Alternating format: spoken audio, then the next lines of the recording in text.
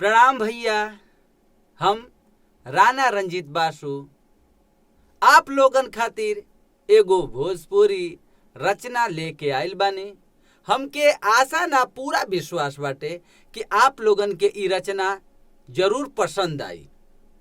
यदि रचना पसंद आवे तो आप लोग वीडियो के भेजब दूसरी जगह आपन दोस्त मित्र के हैं।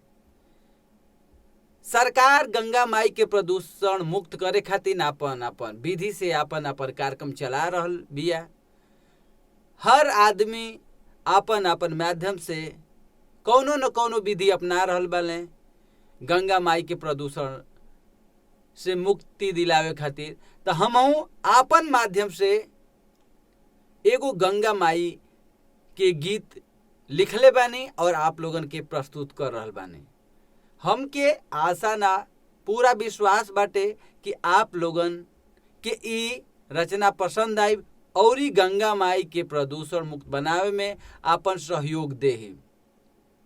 तो आई जा सुनी जा कि गंगा माई के प्रदूषण से बचावे चली जा।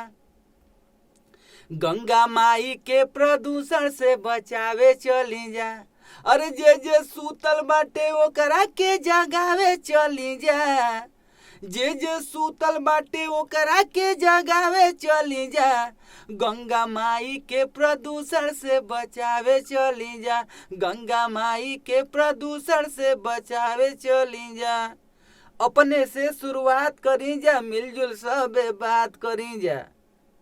अपने से शुरुआत करी जा, मिलजुल सबे बात करी जा। जहाँ तहाँ बा कूड़ा करकट हाथे हाथे साफ करी जा। गंगा मैयो हई आपन ई भत्तावे चली जा। गंगा मैयो आपन माई खियाल धरावे चली जा। कि गंगा माई के प्रदूषण से बचावे चली जा। गंगा माई के प्रदूषण से बचावे चली जा। करी जाना अब मनमानी गंगा किनारे करके किसानी। करी जाना अब मनमानी गंगा किनारे करके किसानी। रासायनिक खाद के करके किनारा जैविक खाद के सोना जानी।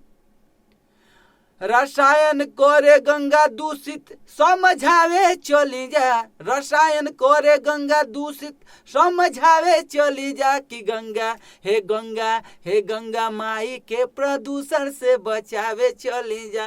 गंगा माई के प्रदूषण से बचावे चली जा।